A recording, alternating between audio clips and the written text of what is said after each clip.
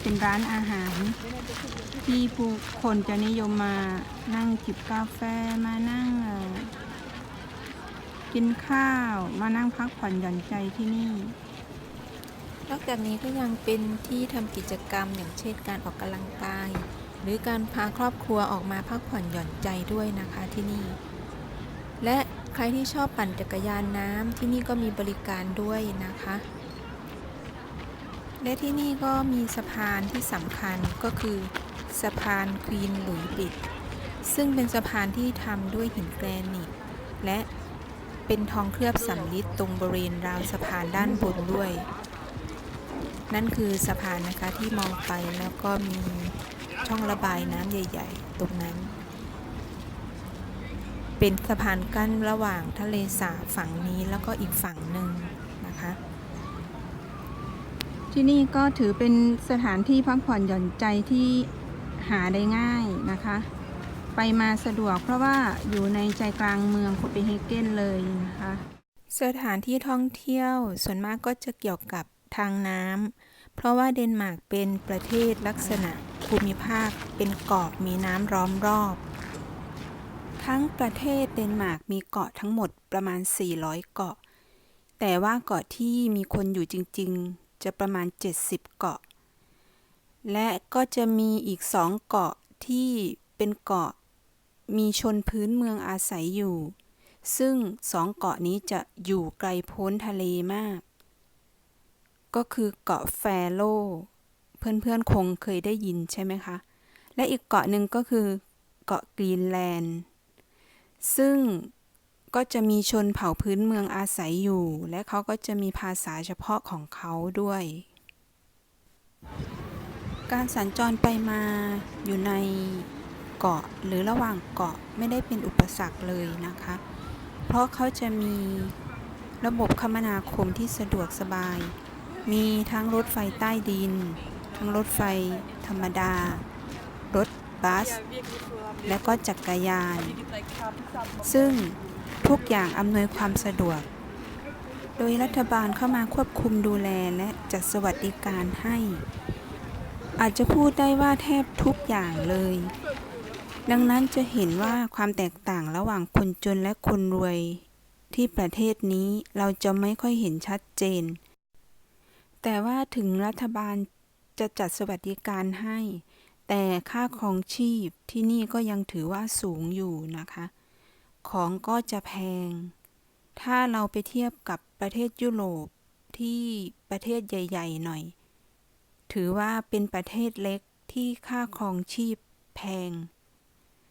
โดยเฉพาะเงินภาษีรัฐบาลจะหักภาษีหลังจากที่เงินเดือนคุณออกเงินที่คุณได้รับนั่นคือรัฐบาลเก็บภาษีเรียบร้อยแล้วภาษีขั้นต่ำที่นี่ก็อยู่ที่ประมาณ 38-40% นะคะถ้ามีรายได้มากภาษีก็ต้องจ่ายมากเป็นเงาตามตัวไป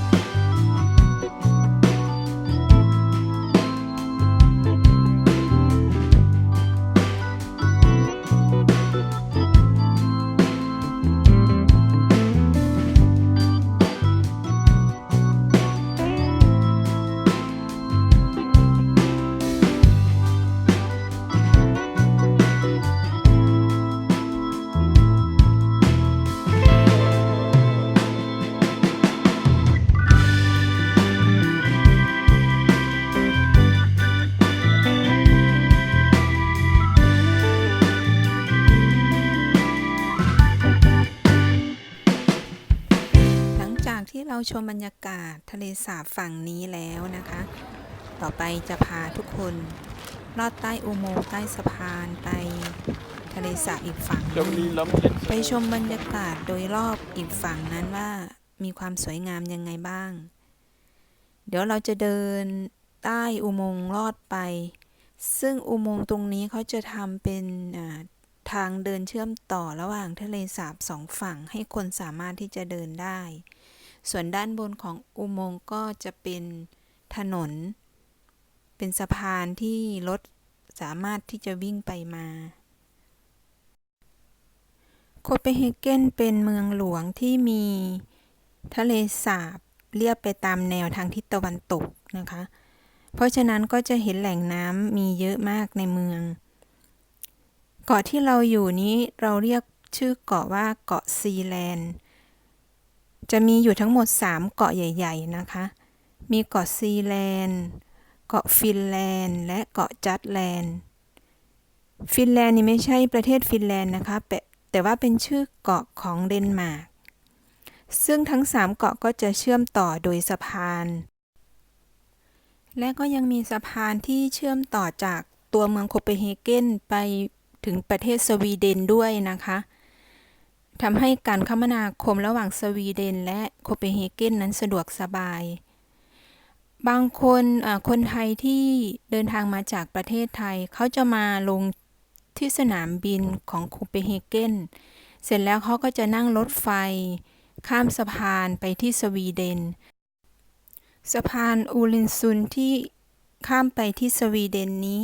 เขาจะทำเป็นลักษณะเป็นอุโมงค์ลอดใต้ท้องทะเลแล้วก็ส่วนหนึ่งก็จะเป็นลักษณะสะพานบนดินระยะทางทั้งหมดก็ประมาณ10กว่ากิโลทำให้การคมนาคมระหว่างสวีเดนกับเดนมาร์กเป็นเรื่องที่ง่ายมากนะคะ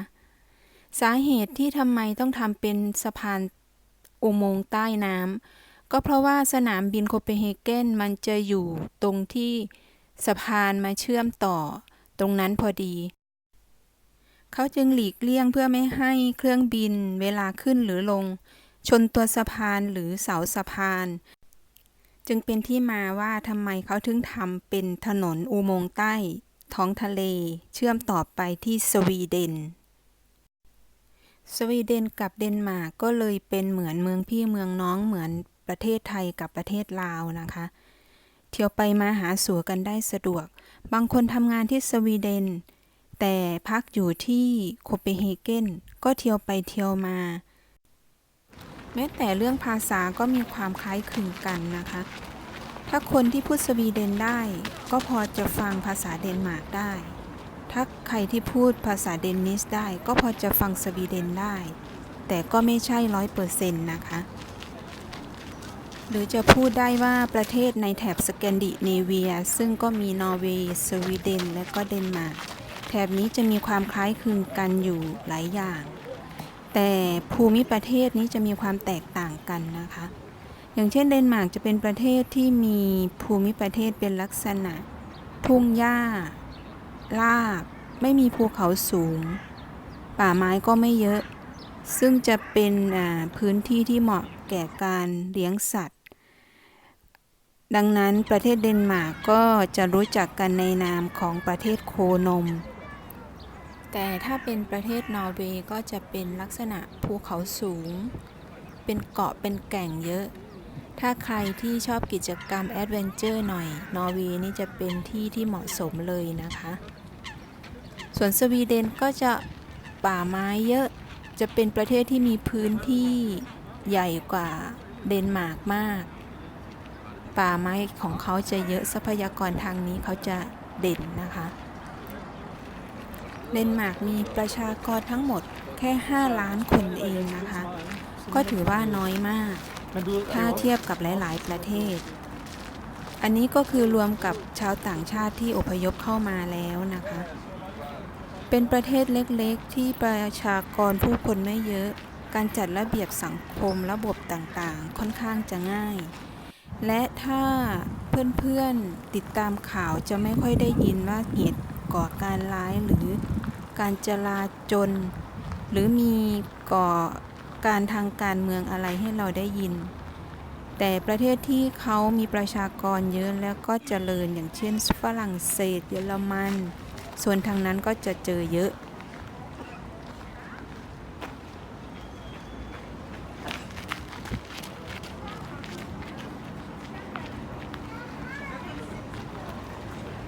นี่หารคู่มีลูกน้อยอยู่3 ตัว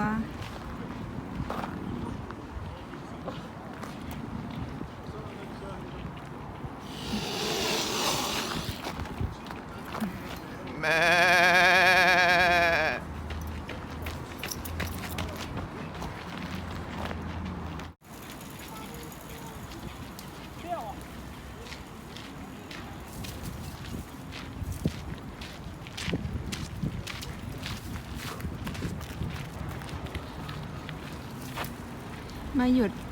ที่นกตัวหนึ่งกำลังกินอะไรอยู่เนาะนี่กำลังกินผลไม้ชนิดหนึ่งนกบ้านเขาจะตัวใหญ่แบบนี้นะคะแล้วนกพวกนี้จะทนอากาศเย็นถึงอากาศจะหนาวๆนี่เขาจะออกมาบินออกมาข้างนอกได้อย่างสบายไม่รู้สึกหนาว